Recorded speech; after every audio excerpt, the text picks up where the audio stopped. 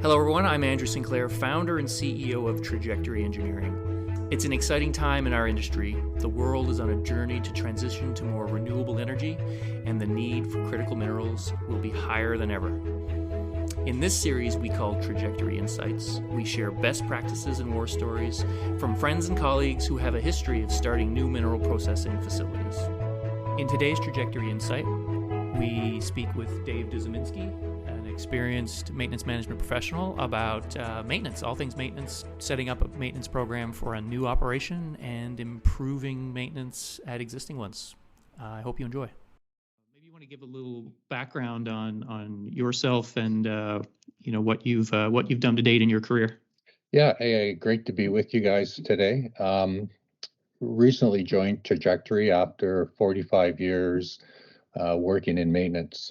My career started, like I said, 45 years ago, working in pulp and paper, basically as an oiler, and then worked my way into the maintenance department as a mechanic and spent about the first 14 years of my career fixing equipment in a pulp and paper mill. From there, moved into mining and again, spent a lot of time fixing stuff, but then moved into a supervisionary role, right? So spent about the next 15 years roughly supervising people who were fixing equipment or managing whole departments of people who were fixing equipment. I finished up the last part of my career before joining trajectorE with working in the world of business systems, maintenance systems, really helping the company with how do we run the business of maintenance, right? So how do we maintain our assets? How do we run the business process? So, really a pretty long career in looking after equipment and, the three main aspects. Tell people I'm not an engineer, right? So I tend to come at things from a practical point of view.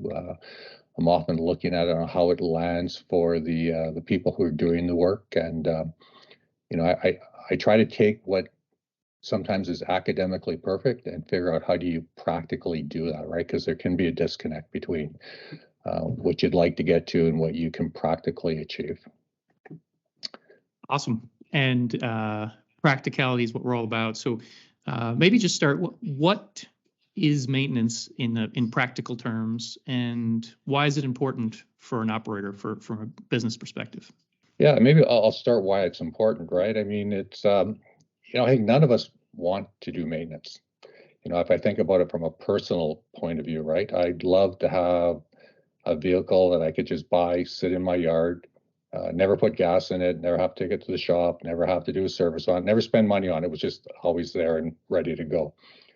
Unfortunately, it doesn't work that way, right? Everything from the moment you get it starts to deteriorate, and it starts to deteriorate based on, did you buy the right piece of equipment for what you need? Are you treating it right? Are you following the service strategies, right? What's going on? And that's what kind of dictates the maintenance you need. So when we talk about what is maintenance, for me, maintenance is basically the activity of maintaining the equipment, right? How do you keep the equipment fit to do what it was designed to do? And that usually revolves around executing, well-designed maintenance strategies that are meant to keep the equipment running efficiently at the lowest cost. And the other half of maintenance really is what often referred to as the work management process, right? So you're how do you go about identifying work, planning work, scheduling work, and then executing it in the most cost-effective manner as possible. So ultimately what you're trying to deliver to the business is the right level of reliability with the right amount of availability at the lowest cost. And when you get those right, that's what you end up delivering. And very similar to what you're trying to do at home, right? You want to buy the right equipment, run it as cheaply as possible, and have it always sitting there ready to use when you want it, and always get you back and forth from wherever it is you want to go. In my career at Vale, I wasn't involved in maintenance directly, and gotten definitely a better appreciation for it since leaving Vale and talking with operators, across Canada and beyond. And definitely maintenance is a pretty common area where operators have some struggles. But I mean, is it all about saving money and doing things, cheaper, or is there a revenue side of this equation that, if you do better maintenance, can you potentially make more money or generate more top line revenue as an operator if you're taking care of your assets? Yeah, absolutely, right. And you want, one of the critical things is to really, on the onset, understand what is it you need your equipment to do, right? What availability, reliability do you require? Because availability, reliability at a higher level costs more. So you don't want to deliver more than what the business needs to produce their daily production, right? So it's finding that balance of understanding what's the right amount of equipment with the right amount of interventions and servicing being done that allows you to deliver your production targets and be economical and sustainable, right? So it is about finding that balance that you can definitely over maintain stuff, right? I make the example with my car. I can ensure that my tires are always great by putting a new set of tires on every year. I probably would have a pretty high level of confidence that I'd have perfect tires and they would last okay. But it's not really economical, right? That wouldn't be the right maintenance strategy. So it's finding that balance. And I find one of the things companies often are challenged with is truly understanding, well, what availability and reliability do they really need? They often just want more of it. That comes with a cost, right? So you don't want just more. So that's good. I mean, if I start to put my sarcastic hat on a minute, it's just like changing the oil in your car and changing tires. All that stuff's figured out, right? It's pretty easy to do the proper maintenance, isn't it? So, why is it that this is an area where a number of organizations struggle? What makes it challenging to do it right? Yeah, I think I haven't worked with many groups that haven't been satisfied with either the amount of availability, the reliability, or the costs. And I think a lot of it boils down to, I often refer to what I call the inconvenient truths of maintenance. Because typically when companies or businesses are unhappy with their performance of maintenance, they tend to look at their maintenance departments and go, fix it. Why am I not getting the results I want, right? However, the reality is the maintenance department, they're kind of the last lever in your maintenance program. And if I back you up, it's about 50 to 60% of the efficiencies or inefficiencies that you're going to have in your maintenance department get baked in prior to startup. And I'll go back to, the first step is in design. Did you select the right process to produce what you need to produce? If so, did you then pick the right materials and equipment to produce that material? And then did you also inside of that build in the maintainability? So did you make it as easy as possible for folks to maintain the equipment once you start it up and running? I find in general, most places do a pretty good job of that. When that's what engineers typically do. I find where plants miss it though is there's a part what I call the designing of the system. So what processes and things do you need to put in place to manage the business of maintenance? Because a lot of people are in the business of fixing stuff, but they're not necessarily in the business of fixing stuff, right? So, have you picked the right CMS? Have you got a list of all your equipment? Have you risk ranked all your equipment? Have you now loaded all that into your CMS with all the pertinent information? Have you now built the appropriate maintenance strategies to keep that equipment running effectively into the future? Have you built those maintenance strategies with a step-by-step outline of what do you want somebody to do with all the materials and equipment that you need to do it?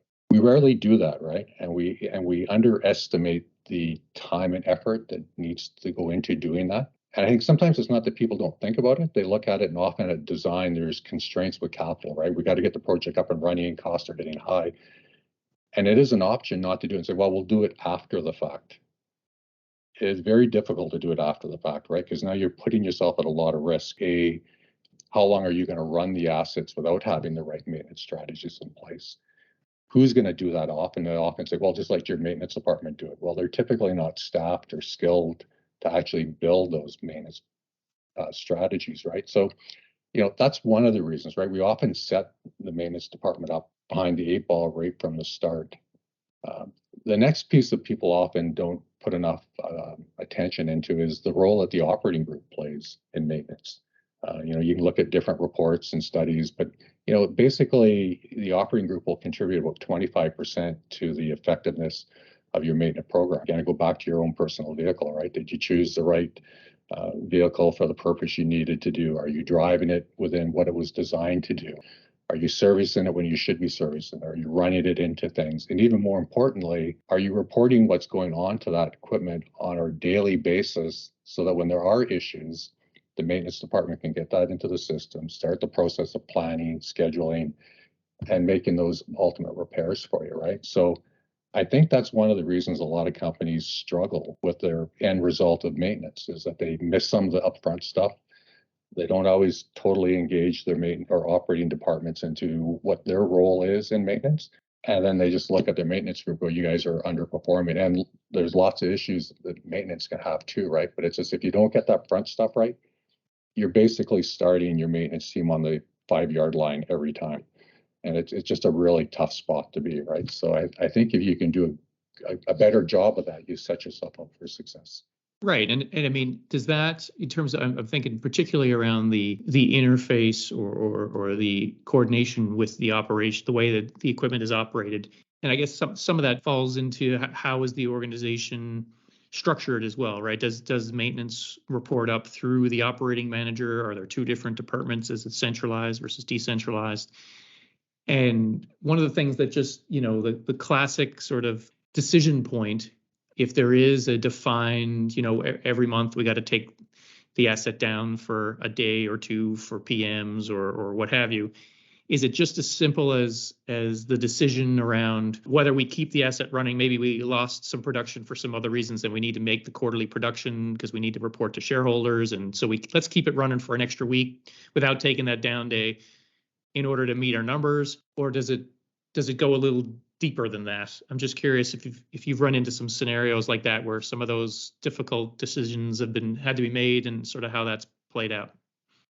Yeah, I mean, those happen fairly regularly, right? And there are always choices you need to make, right? But you need to make them being educated about what choices you're making them. And are you putting off the same things repetitively, right? So, okay, I'm going to delay an activity a week. Well, what's the risk of doing that? Maybe okay, may not, but you have to make that as an educated decision, and it shouldn't be something you make lightly. And it's typically why you would know one of the key measurements that a maintenance department looks at is what's the percent that you're executing those maintenance strategies, right? And you typically want to have it up into the 90 percentile, right, is what you're looking for, because you understand you don't live in a perfect world. There's going to be times where you have to make choices to either do or not do things because of the realities of the business. But the question is, are you making the right choices consistently? And that's where it comes in, right? You don't live in a black and white world.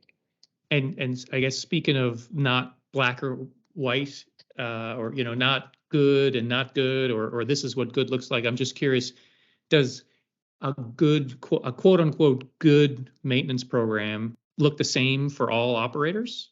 Or if someone's trying to make a decision and define a maintenance strategy for their asset, what are some of the things to look at, and how does that vary? Yeah, I think the fundamentals look very much the same, right? Right. You need, regardless of what type of business you're running with, right? You need an adequate CMS, right, to manage your maintenance in. You need to everybody needs SAP, right? It doesn't need, it means the SAP, or you need some tool that's appropriate for your business. So you need some means of recording all your assets with the proper level of information. You need to be able to create maintenance plans and strategies that are input into them. You need to be able to create plan packages. When you get in, we've talked a lot about what I'll call systematic work, the strategy work. But there's another half of that work that comes out of that, right? Where for all the defects you find, you need to actually plan work to do it right. And what you want to be able to do with a good CMS is over time is you don't want to plan each one of them like it's the first time. Every time you plan it, you want to save it. And maybe you get it, the first time, maybe you get it 50% perfect. And then the next time you use it, you tweak it, you get feedback from the crew so you can fine tune it some more, right? So I believe every maintenance organization needs that. They need some kind of robust work management process, right? So how do you get work into your system? Who can put work into the system? Who approves work, right? You need to make a decision, right, on all work. Is it a necessary, appropriate, and funded? Much like you would do at home, right? You don't just randomly take work on and do it regardless. You look at it, does this work really need to be done? If I pick the right fix, and hey, do I have money to do it? All those things play a factor into what you're going to do, right? You need to get someone to plan work to a proper level of detail. And that's an interesting point, right? I think back to early in my career. I would say for the first 10 years that I was a tradesman, there was no such thing as a planned package, right? You fix stuff by trade knowledge, right? Someone said you got to go out and you fix this, and you did it to the best of your ability, right? And we've kind of learned that, yeah, you can get by with like that, but there's a lot of variation in how you might have fixed something could be very different from how I would have fixed it. The length of time to do it would vary, the quality would vary. So we've learned over time that what you want to do is you want to have everyone do it the same, right? Because you want to be able to predict what the outcome's going to look like and how much time are you going to take to do that. So your system needs to enable you to do that. You need to be able to schedule that work and then close it out and gather the information so that if as you're moving from that maintenance focused world to more of a reliability focused world, you're starting to gather the data you need to start improving your performance, right? You can improve your maintenance strategies, improve your planning, scheduling, all that good stuff. So I think the basics are the same. Now, where it can vary is if are you coming into a green field, or you're coming into a brown field, right? So, if you come into a brown field, you may find that people need very different things because they currently have very different things in place. They have a good system in place. They have a lot of good detail in the system. They have a robust work management process. Well, now you need to look at something different, right? They're probably more starting to go down that maturity curve of reliability, and they need to fine tune that. But if you come in and they've got nothing in the system, they don't have a good work management process, those are usually great places to start. That's typically where people normally want you to get that nailed down, right? Because if I can't actually build a schedule and execute it today, identifying more work further out probably isn't going to help me, right? I have to get better at just being able to identify work, plan it, schedule it, and do it. That's the core of what you need to get good at first. It's kind of like if you're a hockey team, it's skating, right? You need to learn to skate and get in shape before you learn about all the other finer points of the game. And just for anyone who's listening's benefit, Dave's based in Sudbury, Ontario. We're here in St. John's, Newfoundland. So certainly in Newfoundland, there's a pretty big offshore oil and gas sector, and the level of regulatory oversight on that sector is very high compared to what we're used to in the mining sector. There's been situations where there's certain PMs, if not done, the regulator can shut an operation down offshore. I'm just curious, that's one example, or kind of an extreme example perhaps. I'm just wondering, based on your experience, even if it's from mining to pulp and paper, how have things varied a little bit in terms of how organizations that you've worked with care for their assets? Yeah, they're similar, right? And much like oil and gas, we have things in mining, pulp and paper that aren't optional either, right? So we talked earlier about, there's times where you can choose not to do something if it's the right thing for the business, but there are maintenance strategies that aren't optional, right? Like if I think about in my mining world, you had to service your, inspect your hoist every week. That wasn't optional. You couldn't run them and continue to have people go up and down on them if you aren't doing the proper legislated inspection. So again, it's how your system helps you, right? You're able to define the difference between what's the I must do it, the stuff that maybe I need to do, or the stuff that's less important. And again, it goes back to that getting the right criticality on the equipment, right? So do you understand the difference between what is really, really important and the things that aren't so important? So and so practically, how does that play out? So if you have an asset that falls higher up the asset criticality continuum than another asset, What are some of the implications of that asset criticality assessment on these maintenance strategies? Yeah, well, that criticality assessment will help you determine, right, what level of sophistication do you need to build into your maintenance strategy, right? So, typically people will look at, A, B, C priority, with C being, very low priority equipment, very little risk to the business. So you may opt for a lot of that stuff. Maybe you run it to failure, right? Not necessarily, but, you may run a lot of that stuff to failure. On the other side, your priority A stuff, very critical to the business in terms of health, safety, environment, the business. You'll probably develop much more sophisticated plans, and you may even over service those things, right? Because the risk of them failing is so great, you're willing to spend more money to ensure they don't fail, right? Particularly when it comes to, health, safety, and the environment, right? That those always trump the business process or the business results, right? So it's getting those things right, and you probably will want to have more sophisticated strategies. You may be starting to do condition monitoring, maybe multiple conditions. You may be starting to run statistical models, so it helps you determine what level of detail do you need to get to, because you don't need the same level on everything. You'll grind yourself to a standstill if you get carried away, right? For the record, you've used the term maintenance strategies a number of times. Yeah. Maybe just elaborate on that, what you mean there specifically. Yeah. Yeah, and that's a great question, Andrew, because there's really two parts to the strategy. One is, from an engineering point of view, what do you need to do to keep that equipment running at its, optimum, right? However, that strategy now needs to be taken and broken down and loaded into a CMS in what I'll call as a maintenance plan, right? It's like a plan package that you can hand to a technician. It says, here's how you go and actually do that, right? Here's, it's how long it's going to take. Here's the number of people you're going to need. Here are the steps you need to take to execute it, the parts and the tools. So they're connected, but a little different, right? One's a strategy of what you need to do, and the maintenance plan is, okay, now here's how you're going to execute that strategy, right? And one of the mistakes I've seen people do, they often go, well, the OEMs will give you the strategy. Well, yeah, they give you the strategy. It's in a manual. You can't just hand the manual to a bunch of technicians and say, go do this, right? That's got to be extrapolated and put into the system to come out at the right time, with the right information, so you can actually execute it to get the results you want, right? And so an example could be a PM or a preventative maintenance routine, like you said. Yeah. For those of us who own vehicles, change the oil every 3 months or 6,000 kilometers or whatever. So those are the strategies you're talking about. Next question I've got for you actually is you talked about some of the elements around CMMS and work management.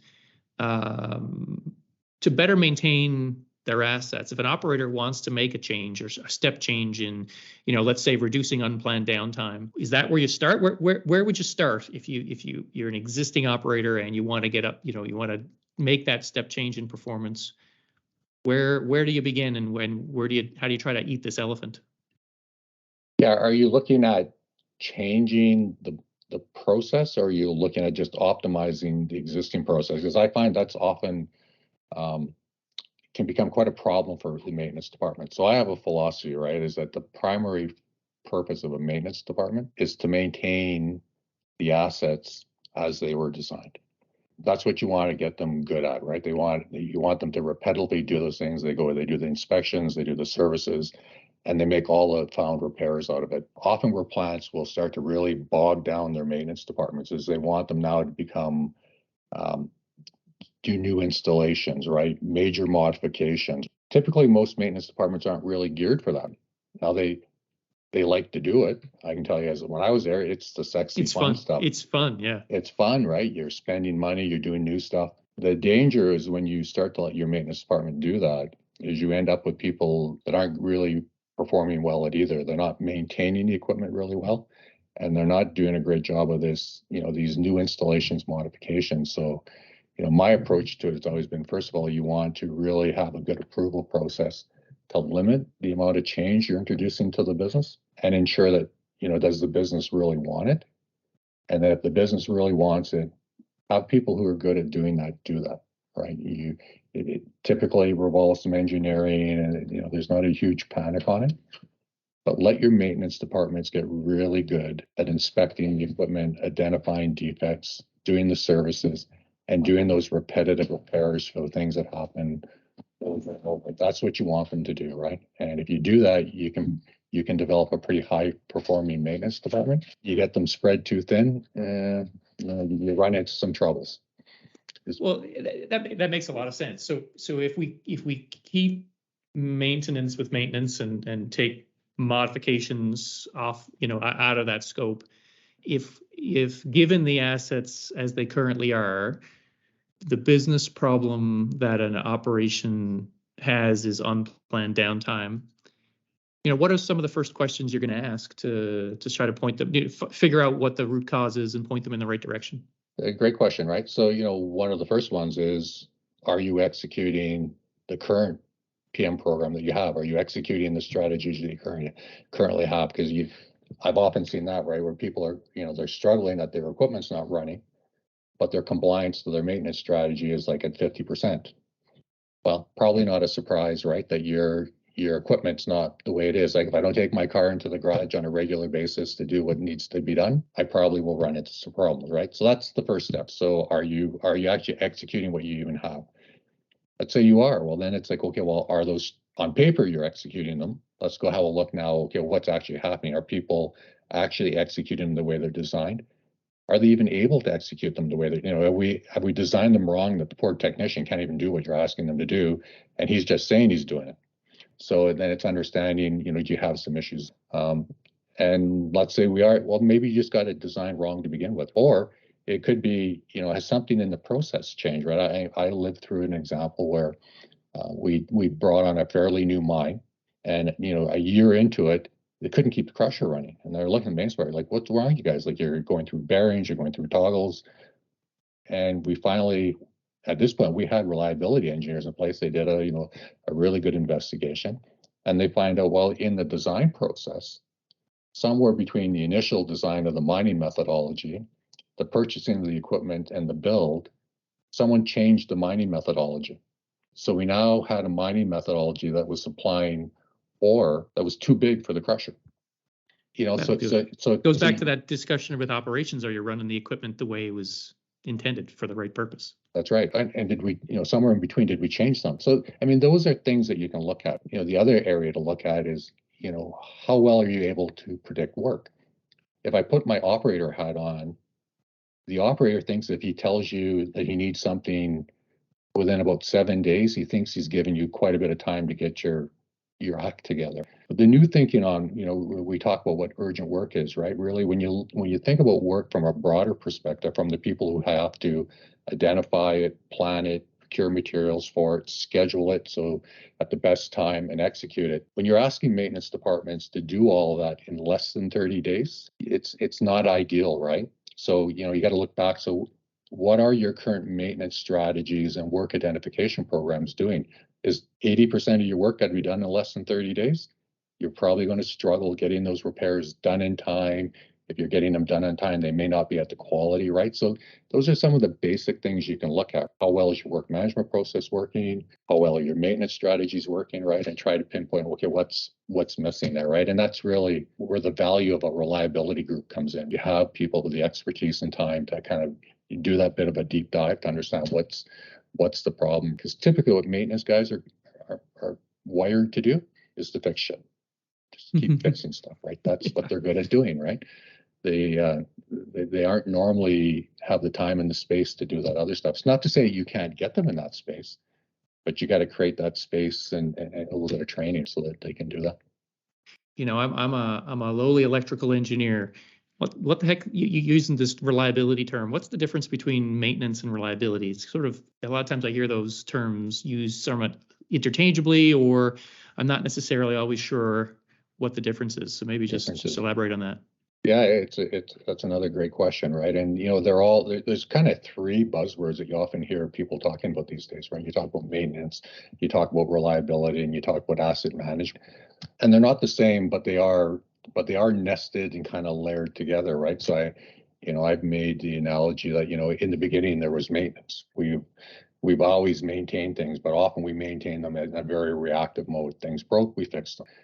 And over time, we started to, well, there's got to be a better way of doing this. And this is where reliability started to come in. And we started to look at, okay, well, what do we need to do proactively to try to keep that equipment running longer and keep it running more cost effectively, right? So that was the beginning of reliability, figuring out what are those maintenance strategies, maintenance plans that you need to do to keep the equipment going. And on the backside of it, then understanding after the fact, well, where are you having failures, right? Are you collecting, failure codes and looking for bad actors, and are you then working through those issues? And then getting into even more sophisticated stuff, your life cost cycling, your, the more advanced, failure analysis, whether it be statistical models. That's kind of the reliability piece, and at a very high level. The asset management tends to be at a level above that, right? And I think about when I first started really hearing about people talk about asset management, they first were talking about asset integrity, and what they were looking at was, you tended to have structures in a business that the maintenance department wasn't really paying attention to. Steelwork, concrete, trestles, dams, those things that fail once in a lifetime, that their rate of change over time is very, very slow.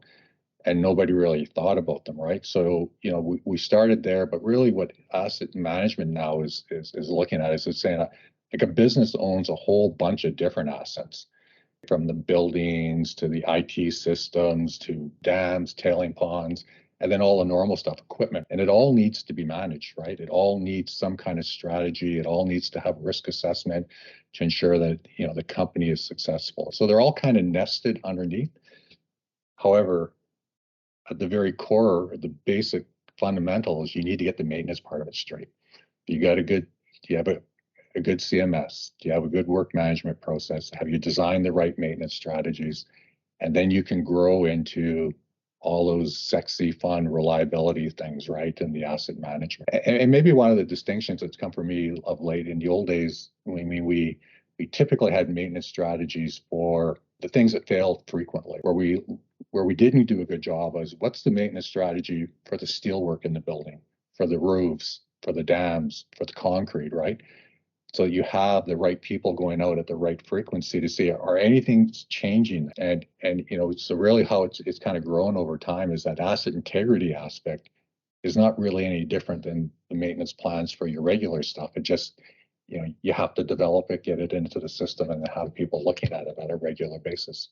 You talked about the focusing on maintenance first. It's like the walk before you run, before you sprint kind of deal.